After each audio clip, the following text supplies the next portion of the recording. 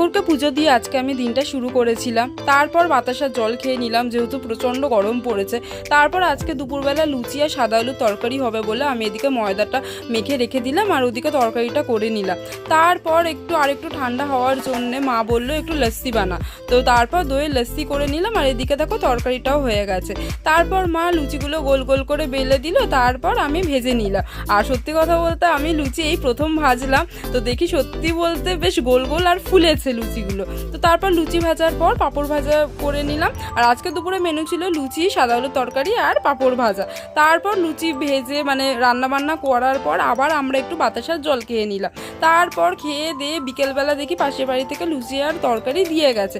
তারপর সন্ধ্যের দিকে আমার একটু জুয়েলারি লাইভ ছিল। সত্যি কথা বলতে এত নেটওয়ার্ক খারাপ, আজকে আর আমার লাইভটা কন্টিনিউ ঠিকঠাক হলোই না, বন্ধ করে দিতে হলো হঠাৎ করে। তারপর বাসন ধুয়ে আজকে এইভাবে আমার দিনটা কেটে গেল। বাই।